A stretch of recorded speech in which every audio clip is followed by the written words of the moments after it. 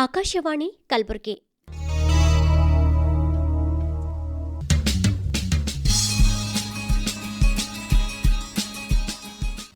ಹೊಸ ಓದು ಪುಸ್ತಕ ಪರಿಚಯದ ಸಾಪ್ತಾಹಿಕ ಕಾರ್ಯಕ್ರಮ.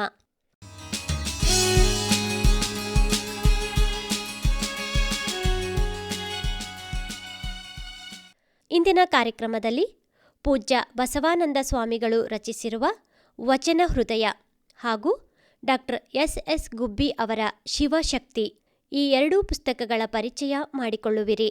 ಪುಸ್ತಕಗಳನ್ನು ಪರಿಚಯಿಸುತ್ತಾರೆ ಡಾಕ್ಟರ್ ಕಾಮೇಶ್ ಎನ್ ದಾಮ.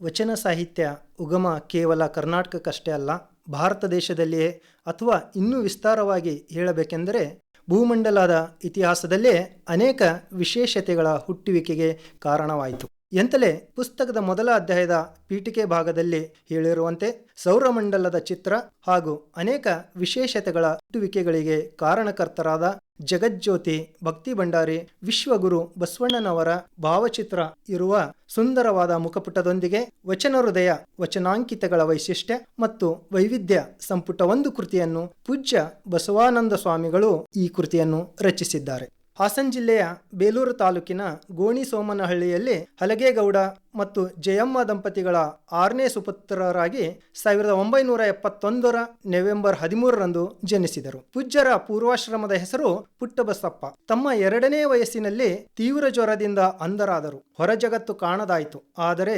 ಅಂತರಂಗದ ಒಳ ಜಗತ್ತನ್ನು ತೆರೆದುಕೊಳ್ಳಲು ಅದನ್ನು ಸಾಧನ ಹಾಗೂ ಸಿದ್ಧಿಯ ಮಾರ್ಗವಾಗಿ ಬಳಸಿಕೊಂಡು ಕಠಿಣ ಪರಿಶ್ರಮ ಮತ್ತು ತಪಸ್ಸಿನ ಫಲಶ್ರುತಿಯಾಗಿ ಸಂಗೀತವನ್ನು ಕಲಿತರು, ಶಿಕ್ಷಣವನ್ನು ಪಡೆದರು. ಮುಂದೆ ಅಂಧ ಮಕ್ಕಳ ಶಾಲೆಯಲ್ಲಿ ಶಿಕ್ಷಕರಾದರು. ಬಳಿಕ ಅಧ್ಯಾತ್ಮದತ್ತ ಮುಖ ಮಾಡಿ ಶ್ರೀ ಲಿಂಗಾನಂದ ಸ್ವಾಮಿಗಳಿಂದ ಜಂಗಮ ದೀಕ್ಷೆ ಪಡೆದರು.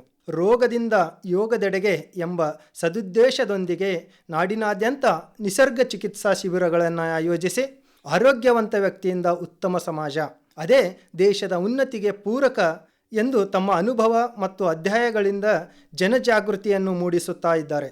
ಸಾಹಿತ್ಯ ಕ್ಷೇತ್ರದಲ್ಲಿಯೂ ತಮ್ಮ ಅನುಭವಾಮೃತವನ್ನು ಅರ್ಪಿಸಿದ್ದಾರೆ. ಅದಕ್ಕೆ ಸಾಕ್ಷಿ ಎಂಬಂತೆ ಪ್ರಸ್ತುತ ವಚನ ಹೃದಯ ಪುಸ್ತಕ ಪೂಜ್ಯರ 14ನೇ ಕೃತಿ.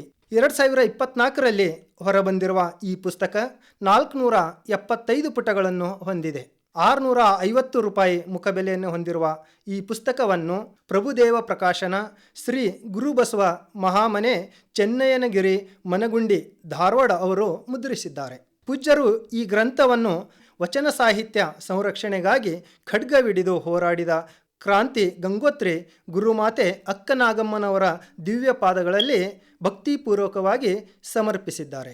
ಪೂಜ್ಯ ಜಗದ್ಗುರು ಶ್ರೀ ಶಿವರಾತ್ರಿ ದೇಶಿಕೇಂದ್ರ ಮಹಾಸ್ವಾಮಿಗಳು ಶುಭ ಹಾರೈಕೆಯನ್ನು, ಪೂಜ್ಯ ಶ್ರೀ ನಾಡೋಜ ಬಸವಲಿಂಗ ಪಟ್ಟದೇವರು ಸಂದೇಶವನ್ನು, ಪೂಜ್ಯ ಡಾಕ್ಟರ್ ತೊಂಟದ ಸಿದ್ದರಾಮ ಮಹಾಸ್ವಾಮಿಗಳು ಆಶೀರ್ವಚನವನ್ನು, ಹಿರಿಯ ಸಾಹಿತಿಗಳು ಚಿಂತಕರಾದ ಗೋರು ಚನ್ನಬಸಪ್ಪ ಅವರು ಭಿನ್ನಹವೆಂಬ ಮುನ್ನುಡಿಯನ್ನು ಬರೆದರೆ ಡಾಕ್ಟರ್ ಹೇಮಾ ಪಟ್ಟಣಶೆಟ್ಟಿ ಅವರು ಬೆನ್ನುಡಿಯನ್ನು ಈ ಕೃತಿಗೆ ಬರೆದಿದ್ದಾರೆ. ಪೀಠಿಕೆಯಾದಿ ಈ ಕೃತಿಯಲ್ಲಿ ಒಟ್ಟು 30 ಅಧ್ಯಾಯಗಳು ಒಳಗೊಂಡಿವೆ.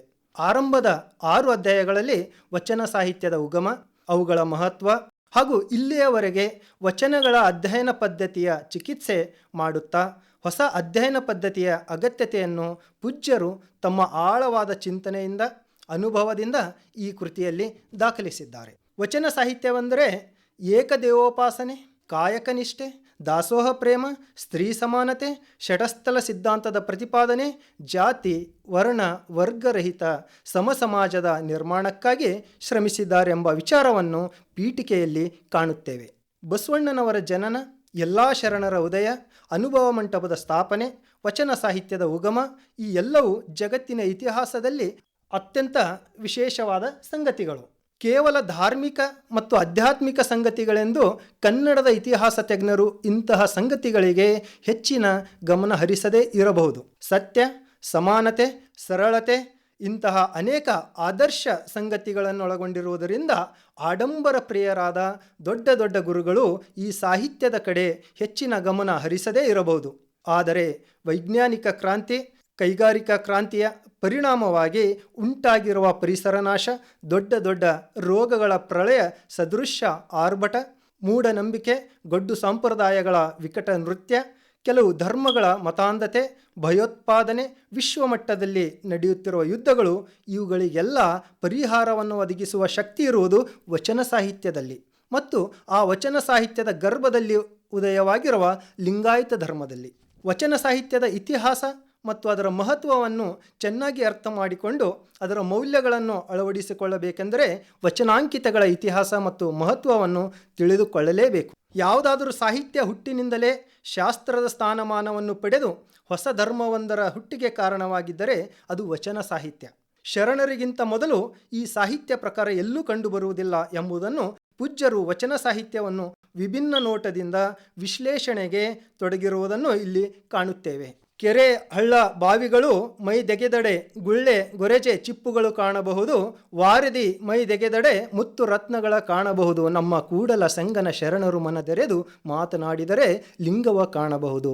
ಕೆರೆ, ಹಳ್ಳ, ಬಾವಿಗಳು ಬತ್ತಿ ಹೋದರೆ ಅಲ್ಲಿ ಸಿಗುವುದು ಉಪಯೋಗಕ್ಕೆ ಬಾರದ ಗುಳ್ಳೆ, ಗೊರಚೆ, ಚಿಪ್ಪುಗಳು. ಸಮುದ್ರವು ಬತ್ತಿದರೆ ಅಲ್ಲಿ ಸಿಗುವುದು ಮುತ್ತು ರತ್ನಗಳು. ಅಂದರೆ ಕವಿಗಳು, ಪಂಡಿತರು, ವಿದ್ವಾಂಸರು ಮಾತನಾಡಲಾರಂಭಿಸಿದರೆ ಅಲ್ಲಿ ದೊರೆಯುವುದು ನುಡಿಗಟ್ಟುಗಳು, ಗಾದೆಗಳು, ಕವಿತೆಗಳು, ಸಾಲುಗಳು. ಅಂದರೆ ಮುತ್ತು ರತ್ನಗಳಂತೆ ಬೆಲೆ ಬಾಳುವಂತಹವುಗಳು. ಕೂಡಲ ಸಂಗನ ಶರಣರು ಮನೆದೆರೆದು ಮಾತನಾಡಿದರೆ ಲಿಂಗವ ಕಾಣಬಹುದು.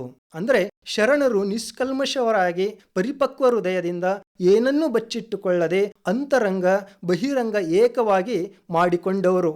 ಮಾತನಾಡಿದರೆ ಅವರ ಮಾತುಗಳಲ್ಲೇ ಲಿಂಗವನ್ನು ದರ್ಶಿಸಬಹುದು. ಅಂತಹ ಶ್ರೇಷ್ಠ ಉದ್ದೇಶ ಇಟ್ಟುಕೊಂಡು ರಚನೆಯಾದದ್ದು ವಚನ ಸಾಹಿತ್ಯ. ಅಂತಹ ವಚನ ಸಾಹಿತ್ಯದ ನೈಜತೆಯನ್ನು ಆಸ್ವಾದಿಸಬೇಕು, ಅರಿಯಬೇಕೆಂಬುದು ಪುಸ್ತಕದ ಪುಟಪುಟದಲ್ಲಿ ಕಾಣುತ್ತೇವೆ. ಪೂಜ್ಯರು ಸೂಕ್ಷ್ಮಗಾಹಿ ಚಿಕಿತ್ಸಾತ್ಮಕ ದೃಷ್ಟಿಕೋನ ವಚನಾಂಕಿತಗಳ ಅಧ್ಯಯನ ಮಾಡಿ ಶರಣರ ಸ್ಥಾವರಲಿಂಗ ಮತ್ತು ಇಷ್ಟಲಿಂಗ ಪರಿಭಾಷೆಗಳು ಯಾವ ರೀತಿ ಭಿನ್ನವಾಗಿವೆ ಎಂಬುದನ್ನು ಇಲ್ಲಿ ಸ್ಪಷ್ಟಪಡಿಸಿದ್ದಾರೆ. ಅನುಭವ ಮಂಟಪದ ಸರ್ವಸಾರವೆಂದರೆ ಕಾಯಕದ ಮೂಲಕ ಗಳಿಸಿ, ದಾಸೋಹದ ಮೂಲಕ ಬೆಳೆಸಿ, ಗುರು ಲಿಂಗ ಜಂಗಮಕ್ಕೆ ತನು ಮನ ಧನವನ್ನು ಸಮರ್ಪಿಸಿ ನಾನೆಂಬುದನ್ನು ಅಳಿದು ನೀನೆಂಬುದು ಕಳೆದು ತಾನು ತಾನಾಗೆ ನಿಂದು ಸ್ವರ್ಗ ನರಕ ಕೈಲಾಸ ವೈಕುಂಠಗಳ ಭ್ರಮೆಯಲ್ಲಿ ಬೀಳದೆ ಸದ್ಭಕ್ತನಾಗಿ ಬದುಕುವುದು ಲಿಂಗಾಯತ ಧರ್ಮದ ಕಟ್ಟುನಿಟ್ಟಿನ ನಿಯಮವಾಗಿದೆ. ಅನುಭವ ಮಂಟಪಕ್ಕಿಂತ ಮೊದಲು ಈ ಉನ್ನತ ತತ್ವ ಮತ್ತೆಲ್ಲಿಯೂ ಸಿಗುವುದಿಲ್ಲ ಎಂಬುದನ್ನು ವಚನಗಳ ಮೂಲಕವೇ ಹಲವಾರು ವಿಷಯಗಳಿಗೆ ಸ್ಪಷ್ಟೀಕರಣ ಕೊಡುವ ಪ್ರಯತ್ನವನ್ನು ಪೂಜ್ಯರು ಕೃತಿಯಲ್ಲಿ ಮಾಡಿದ್ದಾರೆ. ವಚನ ಸಾಹಿತ್ಯದಲ್ಲಿ ಮತ್ತೆ ಮತ್ತೆ ಬಳಕೆಯಾಗುವ ಆದ್ಯರು, ವೇದ್ಯರು, ಪುರಾತನರು ಮತ್ತು ಪ್ರಮಥರು ಎಂಬ ಪದಗಳಿಗೆ ಈ ಕೃತಿಯ 4ನೇ ಅಧ್ಯಾಯದಲ್ಲಿ ಪದಗಳನ್ನು ವಿಶ್ಲೇಷಿಸಿ ವಿಸ್ತಾರವಾದ ವಿವರಣೆಯನ್ನು ಪೂಜ್ಯರು ನೀಡಿ ಈ ಎಲ್ಲಾ ಪದಗಳನ್ನು 770 ಅಮರಗಣಗಳಿಗೆ ಶರಣರು ಬಳಸಿರುವುದನ್ನು ವಚನಗಳ ಆಧಾರದಲ್ಲಿಯೇ ಓದುಗರಿಗೆ ತಿಳಿಯುವಂತೆ ಕಟ್ಟಿಕೊಡುತ್ತಾರೆ. ಓದುಗರಿಗೆ ಮತ್ತು ಸಂಶೋಧನಾ ವಿದ್ಯಾರ್ಥಿಗಳಿಗೆ ಆಕಾರ ಗ್ರಂಥವೆಂತಲೇ ಹೇಳಬೇಕು ಈ ಕೃತಿ. 20ನೇ ಶತಮಾನದ ಆರಂಭದಲ್ಲಿ ವಚನ ಸಾಹಿತ್ಯ ಎಲ್ಲರ ಕೈಗೆ ಸಿಕ್ಕಾಗ ವಚನ ಸಾಹಿತ್ಯದಲ್ಲಿ ಅಡಕವಾಗಿದ್ದ ಸಮಾನತೆ, ಸ್ವಾತಂತ್ರ್ಯ, ಕಾಯಕನಿಷ್ಠೆ, ದಾಸೋಹ ಪ್ರೇಮ, ನಿರಾಕಾರ, ಪರಮಾತ್ಮನ ಅದ್ಭುತ ವರ್ಣನೆ ಅನೇಕ ಜನರನ್ನು ಪ್ರಭಾವಿಸಿದವು. ಆದರೆ ಅಂತರಂಗದ ಸಾಧನೆ ಮತ್ತು ಬಹಿರಂಗ ಶುದ್ಧಿಯ ಕಡೆಗೆ ಬಹಳ ಜನ ಗಮನ ಹರಿಸಲಿಲ್ಲ. ಕೆಲವರು ತಮ್ಮನ್ನು ತಮ್ಮ ವ್ಯಕ್ತಿತ್ವವನ್ನು ಸುಧಾರಿಸಿಕೊಳ್ಳುವ ಬದಲು ವಚನ ಸಾಹಿತ್ಯವನ್ನೇ ಶುದ್ಧೀಕರಿಸಬೇಕೆಂಬ ಭ್ರಮೆಗೆ ಬಿದ್ದರು. ವಚನ ಸಾಹಿತ್ಯವನ್ನು ಶುದ್ಧೀಕರಿಸುವುದಕ್ಕಿಂತ ಹೆಚ್ಚಾಗಿ ಶರಣರ ನಿಲುವನ್ನು ಅರ್ಥ ಮಾಡಿಕೊಂಡು ನಾವು ಅವರ ಮಟ್ಟಕ್ಕೆ ಏರುವ ಪ್ರಯತ್ನವನ್ನು ಮಾಡೋಣ ಎಂದು ಪೂಜ್ಯರು ಈ ಕೃತಿಯ ಮೂಲಕ ಆಶಿಸುತ್ತಾರೆ. ಬಸವಣ್ಣನವರ ಮಹಾಮನೆಯ ಪರಿಕಲ್ಪನೆ ವಿಶ್ವ ವಿಶಾಲವಾದದ್ದು. ಅಲ್ಲಿ ಭಕ್ತಿ ಸಂಬಂಧ ಮತ್ತು ತತ್ವ ಸಂಬಂಧಕ್ಕೊಳಪಟ್ಟು ಯಾರು ಬೇಕಾದರೂ ಒಟ್ಟಿಗೆ ವಾಸ ಮಾಡಬಹುದು. ಅಭಿರುಚಿಗಳು ಸಮಾನವಾಗಿದ್ದರೆ ಮಹಾಮನೆಯ ನಿರ್ಮಾಣ ಅತ್ಯಂತ ಸುಲಭ. ಜಾತಿ, ಕುಲ, ಗೋತ್ರ, ವರ್ಣ, ವರ್ಗ, ಹೆಣ್ಣು, ಗಂಡು ಭೇದವಿಲ್ಲದೆ ಬಸವಣ್ಣನವರ ಮಹಾಮನೆಯಲ್ಲಿ ಎಲ್ಲರಿಗೂ ಅವಕಾಶವಿತ್ತು ಎಂಬ ಮಹಾಮನೆಯ ವಿಚಾರವನ್ನು,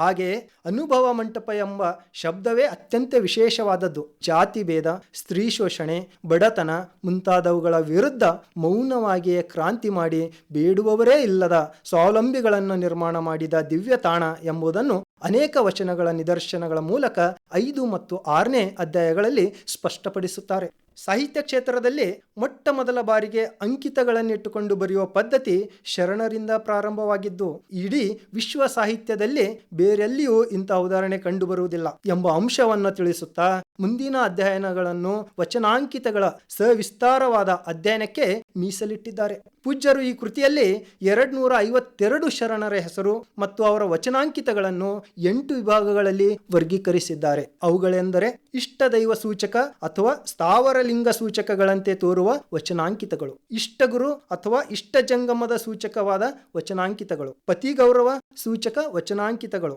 ಕಾಯಕ ಅಥವಾ ವೃತ್ತಿ ಸೂಚಕ ವಚನಾಂಕಿತಗಳು, ಸ್ವಭಾವ ಸೂಚಕ ವಚನಾಂಕಿತಗಳು, ತತ್ವ ಪ್ರೇಮ ಸೂಚಕ ವಚನಾಂಕಿತಗಳು, ಅತಿ ವಿಶಿಷ್ಟ ವಚನಾಂಕಿತಗಳು, ತಮ್ಮ ಹೆಸರನ್ನೇ ವಚನಾಂಕಿತ ಮಾಡಿಕೊಂಡಿರುವ ವಚನಾಂಕಿತಗಳು. ಕೂಡಲ ಸಂಗಮ ದೇವ ಎಂಬುದು ಸ್ಥಾವರಲಿಂಗದ ಸೂಚಕವಲ್ಲ.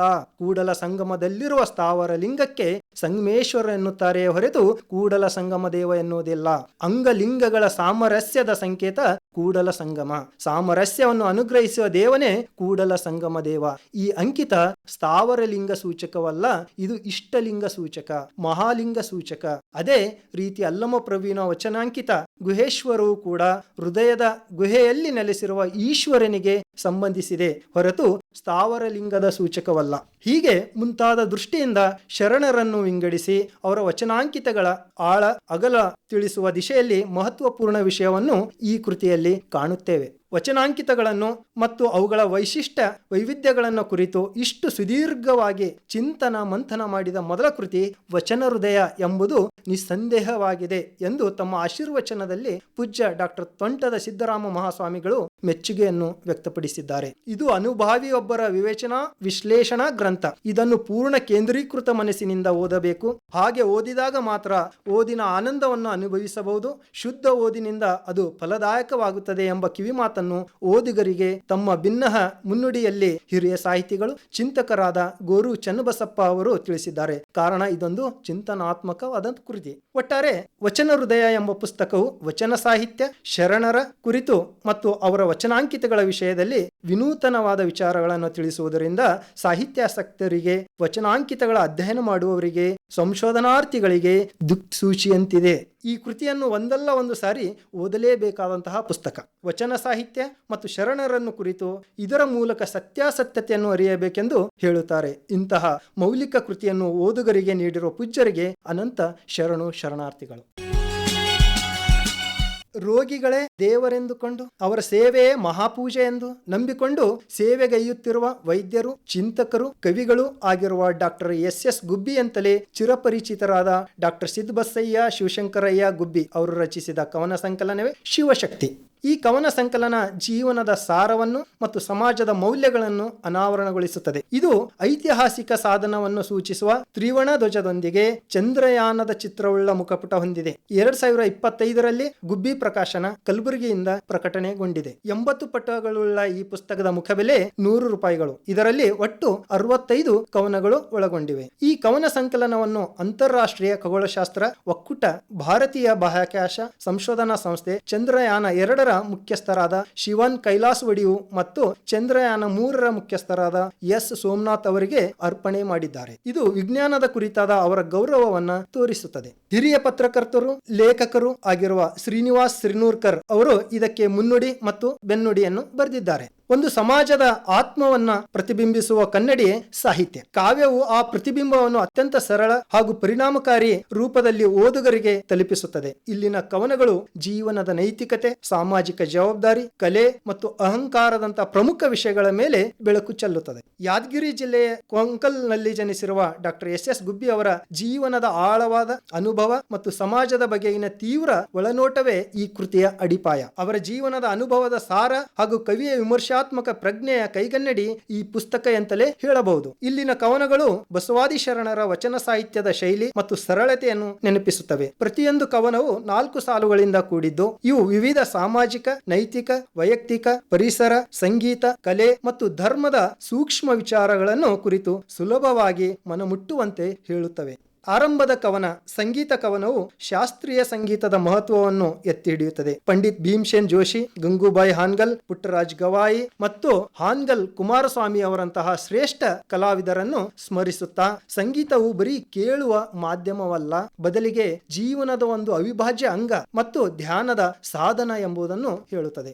ಭಾರತೀಯ ಕಲೆ ಮತ್ತು ಸಂಸ್ಕೃತಿಯ ಶಕ್ತಿ ಸಂಸಾರ ಎಂಬ ಕವನವು ಸಂಸಾರದ ಸರಳ ಮತ್ತು ಸಂಕೀರ್ಣ ಸ್ವರೂಪಗಳನ್ನು ವಿಶ್ಲೇಷಿಸುತ್ತದೆ. ಸಂಸ್ಕೃತಿ ಇಲ್ಲದ ಸಂಸಾರವು ಅರ್ಥವಿಲ್ಲದ ಬದುಕಿಗೆ ಸಮ. ಸಂಸಾರಕ್ಕೆ ಆಧಾರವಾಗಿ ಸಂಸ್ಕಾರ, ಸಂಸ್ಕೃತಿ ಇರಬೇಕು ಮತ್ತು ಅದು ಜೀವನದ ಪರಮ ಆಧಾರವಾಗಿದೆ ಎಂಬುದನ್ನು ಕವಿ ಒತ್ತಿ ಹೇಳಿದ್ದಾರೆ. ಭಾರತೀಯ ಕಲೆ ಮತ್ತು ಸಂಸ್ಕೃತಿಯ ಶಕ್ತಿ ಮತ್ತು ಅವು ಮನುಷ್ಯನ ಮೇಲೆ ಬೀರುವ ಸಕಾರಾತ್ಮಕ ಪ್ರಭಾವವನ್ನು ಎತ್ತಿ ತೋರಿಸುತ್ತವೆ. ಉದಾಹರಣೆಗೆ ದೊಡ್ಡಪ್ಪ ಕವನವು ಕಲೆಯು ಹೇಗೆ ಮಾರ್ಗದರ್ಶನ ಮಾಡುತ್ತದೆ ಮತ್ತು ಸಂಸ್ಕೃತಿಯನ್ನು ಕಲಿಸುತ್ತದೆ ಎಂಬುದನ್ನು ವಿವರಿಸುತ್ತದೆ. ಕೆಲವು ಕವನಗಳು ಉತ್ತಮ ನಡತೆ, ತ್ಯಾಗ ಮತ್ತು ದೇಶಭಕ್ತಿಯ ಮಹತ್ವವನ್ನು ಹೇಳುತ್ತವೆ. ಮಾನವೀಯ ಗುಣಗಳಾದ ತ್ಯಾಗ, ಸದ್ಗುಣ ಮತ್ತು ದೇಶಭಕ್ತಿಯನ್ನು ಎತ್ತಿ ಹಿಡಿಯುತ್ತಾರೆ. ಮನುಷ್ಯನಿಗೆ ಬಾಹ್ಯ ಸಂಪತ್ತಿಗಿಂತ ಆಂತರಿಕ ನಡತೆ ಮತ್ತು ಸಿದ್ಧಾಂತಗಳು ಎಷ್ಟು ಅಮೂಲ್ಯ ಎಂಬುದನ್ನು ಹೇಳಲಾಗುತ್ತದೆ. ರಾಷ್ಟ್ರೀಯ ಮೌಲ್ಯಗಳು ಕೇವಲ ಮಾತಿನಲ್ಲಿ ಉಳಿಯದೆ ಪ್ರತಿಯೊಬ್ಬ ನಾಗರಿಕನ ಹೃದಯದಲ್ಲಿ ದೇಶಭಕ್ತಿಯ ಕಿಚ್ಚನ್ನು ಹಚ್ಚಬೇಕು ಎಂಬ ಆಶಯ ಇಲ್ಲಿ ವ್ಯಕ್ತವಾಗಿದೆ. ಕಬ್ಬು, ಋಣ, ಉತ್ತರಿ ಮಳೆ, ಹತ್ತಿ ಹೊಲ, ತಂಗಾಳಿ, ಅರಣ್ಯ, ಬರ, ರೈತ, ನಿಸರ್ಗ ಮೊದಲಾದ ಕವನಗಳು ಪ್ರಕೃತಿ ಮತ್ತು ಅನ್ನದಾತರ ಶ್ರಮದ ಮಹತ್ವವನ್ನು ಸಾರುತ್ತವೆ. ಅರಿವಿನಲ್ಲಿ ಹಗಲಿರುಳು ನಮಗಾಗಿ ದುಡಿವಾತ, ಅಕ್ಷರ ಕಲಿಯದ ಅನುಭವ ಜನ್ಯನೀತ ಎಂದು ರೈತ ಕವನದಲ್ಲಿ ರೈತನ ಬಗ್ಗೆ, ಆತನ ಕಾಯಕದ ಬಗ್ಗೆ ಹೇಳುತ್ತಾರೆ. ಕಾಲಕ್ಕೆ ಮಳೆ ಬಂದರೆ ಮಾತ್ರ ಬೆಳೆ ಬರುವುದು, ಇಲ್ಲದಿದ್ದರೆ ರೈತನ ಬದುಕು ಶೋಚನೀಯವಾದದ್ದು. ಆದ್ದರಿಂದ ರೈತನ ಶ್ರಮ, ಈ ಭೂಮಿ, ಮಣ್ಣು ಮತ್ತು ಪ್ರಕೃತಿಯ ಕೊಡುಗೆಗೆ ಕೃತಜ್ಞತೆ ಸಲ್ಲಿಸಬೇಕು ಎಂಬ ಹಂಬಲವನ್ನು ಸೂಚಿಸುತ್ತವೆ. ದಯವಿಲ್ಲದ ಧರ್ಮ ಯಾವುದಯ್ಯ, ದಯವೇ ಧರ್ಮದ ಮೂಲವಯ್ಯ ಎಂಬ ಬಸವಣ್ಣನವರ ವಿಚಾರದಂತೆ ಇಲ್ಲಿ ಧರ್ಮವನ್ನು ಕೇವಲ ಆಚರಣೆಗಳಿಗೆ ಸೀಮಿತಗೊಳಿಸದೆ ಮಾನವ ಧರ್ಮವಾಗಬೇಕು ಎಂದು ಬಯಸುತ್ತಾರೆ. ನಮ್ಮವರು, ಮಾನವ, ಭಾವಭಕ್ತಿ, ನಮ್ಮ ದೇಶ, ಆತ್ಮಲಿಂಗ ಮುಂತಾದ ಶೀರ್ಷಿಕೆಗಳಡಿ ಜಾತಿ, ಮತ, ಪಂಥಗಳನ್ನು ಮೀರಿ ನಿಂತ ಸರ್ವ ಸಮಾನತೆಯ ತತ್ವವನ್ನು ಪ್ರತಿಪಾದಿಸುತ್ತಾರೆ. ಅಲ್ಲದೆ ಸಾಮಾಜಿಕ ಸಮಸ್ಯೆಗಳಾದ ಭ್ರಷ್ಟಾಚಾರ, ರಾಜಕೀಯದ ಡೊಂಬರಾಟ, ಧನದಾಹ ಮತ್ತು ಸ್ವಾರ್ಥಪರತೆಯ ಕುರಿತು ತೀವ್ರ ವಿಡಂಬನೆ ಮಾಡುತ್ತಾರೆ. ಉದಾಹರಣೆಗೆ ಆಯ್ಕೆ, ಜ್ಞಾನ ಬೇಕು, ಪಕ್ಷ, ವಿಮೋಚನ, ಮತ ಮೊದಲಾದ ಕವನಗಳಲ್ಲಿ ಕವಿ ಇಂದಿನ ರಾಜಕಾರಣಿಗಳು ಬಸವಾದಿ ಶರಣರ ತತ್ವವನ್ನು ತಿಲಾಂಜಲಿ ನೀಡಿ ಸ್ವಾರ್ಥಕ್ಕಾಗಿ ತಮ್ಮ ಬುದ್ಧಿಯನ್ನು ವಿನಿಯೋಗಿಸಿದ್ದಾರೆ ಎಂದು ಖೇದ ವ್ಯಕ್ತಪಡಿಸುತ್ತಾರೆ.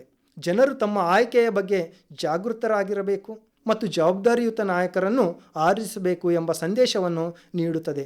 ಇದು ಓದುಗರನ್ನು ಚಿಂತನೆಗೆ ಹಚ್ಚುವಂಥ ಅಂಶ. ಹೀಗೆ ಈ ಕವನಗಳ ಸಮೂಹವು ಇಂದಿನ ಸಮಾಜಕ್ಕೆ ಅತ್ಯಗತ್ಯವಾದ ಸಂದೇಶಗಳನ್ನು ನೀಡುತ್ತವೆ. ಕವಿಯ ಶೈಲಿಯು ನೇರವಾಗಿದ್ದು ಸುಂದರ ರೂಪಕಗಳ ಮೂಲಕ ಜೀವನದ ಸತ್ಯಗಳನ್ನು ಸರಳವಾಗಿ ಕಟ್ಟಿಕೊಡುತ್ತದೆ. ಕಲೆಯ ಪ್ರಭಾವ, ಕೃಷಿಯ ಮಹತ್ವ, ನಾಯಕತ್ವದ ಜವಾಬ್ದಾರಿ ಮತ್ತು ಮುಖ್ಯವಾಗಿ ಅಹಂಕಾರ ತೊರೆದು ಸಂಸ್ಕಾರಯುತ ಬದುಕು ಸಾಗಿಸಬೇಕೆಂಬ ಆದರ್ಶಗಳನ್ನು ಈ ಕವನಗಳು ಪರಿಣಾಮಕಾರಿಯಾಗಿ ಓದುಗರ ಮನಸ್ಸಿಗೆ ತಲುಪಿಸುತ್ತವೆ. ತಮ್ಮ ಜೀವನ ಮತ್ತು ಸಮಾಜದ ಬಗ್ಗೆ ಆಳವಾಗಿ ಯೋಚಿಸಲು ಹಚ್ಚುತ್ತವೆ. ಒಟ್ಟಾರೆಯಾಗಿ ಈ ಕವನಗಳು ಜೀವನದ ನಾನಾ ಮಗ್ಗುಲುಗಳ ಬಗ್ಗೆ ಚಿಂತನೆ ನಡೆಸಲು ಪ್ರೇರೇಪಿಸುತ್ತವೆ. ಆಧುನಿಕ ಸಂದರ್ಭದಲ್ಲಿ ಮನುಷ್ಯ ಕಳೆದುಕೊಳ್ಳುತ್ತಿರುವ ನೈತಿಕತೆ, ಸಾಮಾಜಿಕ ಕಳಕಳಿ ಮತ್ತು ಮಾನವೀಯ ಮೌಲ್ಯಗಳನ್ನು ಸರಳ ಪದಗಳಲ್ಲಿ ನೆನಪಿಸಿದ್ದಾರೆ. ಇದು ಓದುಗರಿಗೆ ತಮ್ಮ ಜೀವನವನ್ನು ಆತ್ಮಾವಲೋಕನ ಮಾಡಿಕೊಳ್ಳಲು ಮತ್ತು ಉತ್ತಮ ಮೌಲ್ಯಗಳ ಕಡೆಗೆ ಪ್ರೇರೇಪಿಸಲು ನೆರವಾಗುವಂತಹ ರಚನೆಗಳಿವೆ. ಆದ್ದರಿಂದ ಪ್ರತಿಯೊಬ್ಬರೂ ಈ ಕೃತಿಯನ್ನು ಅವಲೋಕಿಸುವಂಥದ್ದು. ಇದುವರೆಗೆ ಹೊಸ ಓದು ಪುಸ್ತಕ ಪರಿಚಯದ ಸಾಪ್ತಾಹಿಕ ಕಾರ್ಯಕ್ರಮದಲ್ಲಿ ಪೂಜ್ಯ ಬಸವಾನಂದ ಸ್ವಾಮಿಗಳು ರಚಿಸಿರುವ ವಚನ ಹೃದಯ ಹಾಗೂ ಡಾಕ್ಟರ್ ಎಸ್ ಗುಬ್ಬಿ ಅವರ ಶಿವಶಕ್ತಿ ಈ ಎರಡೂ ಪುಸ್ತಕಗಳನ್ನು ಪರಿಚಯಿಸಿದವರು ಡಾಕ್ಟರ್ ಕಾಮೇಶ್ ಎನ್ ದಾಮ.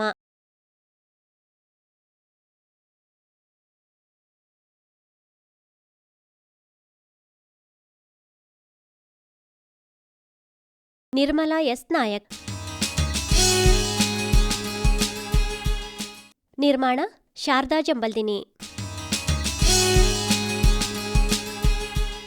ಹೊಸ ಓದು ಪುಸ್ತಕ ಪರಿಚಯದ ಸಾಪ್ತಾಹಿಕ ಕಾರ್ಯಕ್ರಮ ಕೇಳಿದಿರಿ.